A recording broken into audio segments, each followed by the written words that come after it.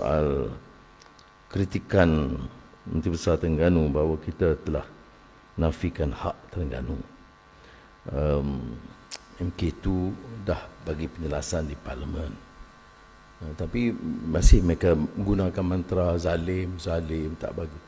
Dulu saya pembangkang puluh tahun, tak ada peruntukan pun.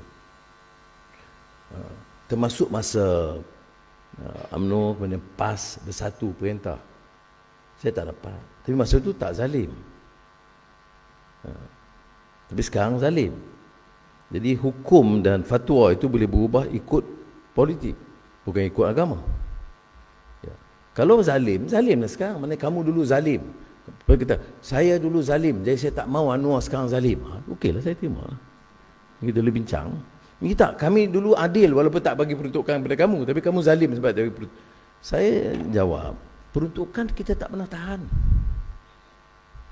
Kita boleh bagi, semalam saya jumpa ICU, dan saya nak kata pastikan peruntukan tiap kawasan, termasuk kawasan PAS atau bersatu, kita mesti berikan semua.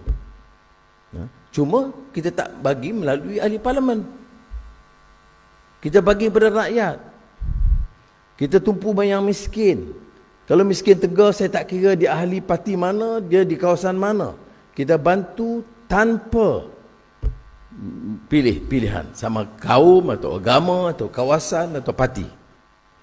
Baik. Jadi begitu juga tentang yang disebut Wang Ehsan untuk Terengganu. Terengganu jumlah yang miskin ramai. Maka kita beri peruntukan yang lebih langsung kepada rakyat miskin. Tidak melalui ahli parlimen. Kerana kita dulu diberikan kepada ahli parlimen sebahagiannya hanya setelah ada rundingan dengan kerajaan pada masa itu di bawah kerajaan Perdana Menteri Ismail Sabri. Masa itu baru ada. Sebelum itu tidak ada. Sudah tahu di Kementerian Kewangan. Masa itu KSP tak bagi peruntukan saya masa itu bertambah di Port Dickson. Ya gurau itu. Kita ni move on. Nak ungkit-ungkit lama buat apa? Bulan puasa pula tu. Jadi untuk 2023 berdasarkan hasil petroleum, wang yang diberikan ya 786 juta ringgit. Okey, baik. Tetapi pemberian persekutuan kepada negeri Terengganu untuk 2022 399 juta. Untuk 2023 kita tambah. Maknanya semasa PAS bersatu dalam kerajaan dengan kita dalam kerajaan, peruntukan masa kita lebih daripada masa PAS bersatu. Zalim macam mana? Kita tambah jadi 413.64 juta. Dan ditambah untuk 2024 ada tambahan lagi. Jadi agihan peruntukan belanja pembangunan kita tingkatkan Terengganu. 2023 1.55 bilion. 2024 1.59 bilion. Saya berikan jawapan itu di parlimen sudah. Sebelumnya pun sebenarnya MK2 ulang lagi. Tapi dia kata zalim. Kita tidak ada peruntukan. Inilah kerana zalim menentang secara agama dan Islam, melarang begini, ini madani, ini bukan madanon apa macam-macam.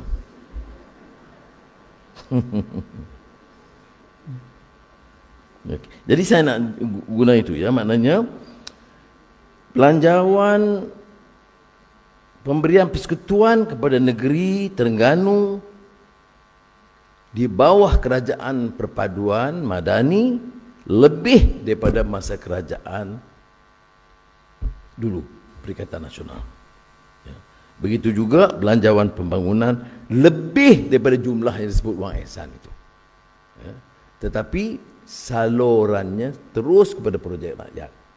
Ada program umpamanya emergency, mendesak, hakisan di Tasik Kenyir, kita terus bagi peruntukan untuk menyegerakan projek itu. Ya, sebahagiannya tentu projek daripada dana Wang Ehsan. Tapi untuk yang miskin, untuk projek-projek kecil untuk rakyat, kita manfaatkan dan kita tidak ambil wang itu untuk kementerian lain atau jabatan lain ataupun kerajaan negeri lain. Dana itu sepenuhnya untuk negeri Terengganu atau Kelantan atau Sabah atau Sarawak. kalau tak setuju dalam beberapa perkara ke. Tapi janganlah pergi cerita kata tak ada peruntukan.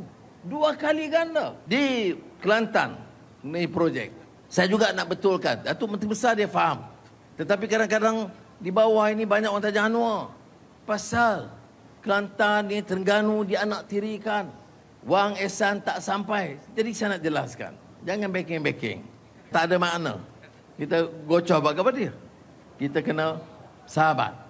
Jadi saya nak terangkan kerana saya hormati dan terima baik persahabatan yang ditunjukkan oleh pimpinan Kerajaan Negeri Kelantan, khususnya Datuk Menteri Besar. Dia pun Panglima, saya pun Panglima. Jadi kita teruskan untuk faedah rakyat. Saya nak bagi contoh umpamanya. Pemberian Kerajaan Persekutuan kepada Kelantan. Kalau termasuk Wang Ehsan, kalau tahun 2023 itu 588 juta. Tapi 2024 naik 762 juta. Di Terengganu 2023 1.5 bilion kerana wang Ehsan itu tinggi. Tetapi tambahan daripada Kerajaan Persekutuan 2 bilion. Saya nak sebut perkara ini supaya kita faham angka betul. Ekonomi, statistik tak boleh kita kelirukan angka. Maknanya daripada 2023 kenaikan Kelantan 30%.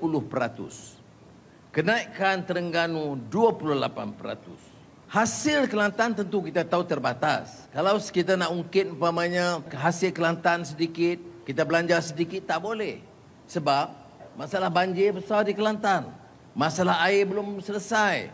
Masalah lebuh raya dan jalan, semua kena selesaikan. Masalah petani miskin, nelayan, kita harus bantu. Jadi sebab itu saya nak sebut di sini bahawa untuk Kelantan, hasil yang diterima daripada Kerajaan Persekutuan itu lebih daripada hasil yang diperolehi oleh negeri, termasuk dari wang Ehsan. Penyaluran itu dibangkitkan. Tapi saya nak sebut di sini angka dulu. Saya tak mahu anggap kita ambil wang Ehsan, ada orang kata kita ambil wang Ehsan di Terengganu, kita buat projek di Pulau Pinang. Tak betul.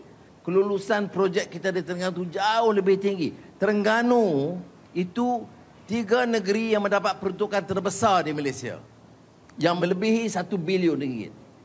Lebih daripada Kelantan.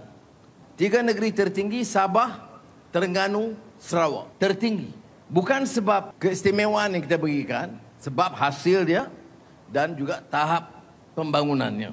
Kemudian untuk tahun ini Kelantan lebih besar, kita tambah lagi program peruntukan untuk program rakyat miskin, menjadikannya 25 juta ringgit dan Terengganu 60 juta ringgit. Projek pembangunan 2022. Ingat, 2022 kerajaan sebelum itu, sebelum saya. Berapa peruntukan untuk Kelantan? 1.5 bilion ringgit.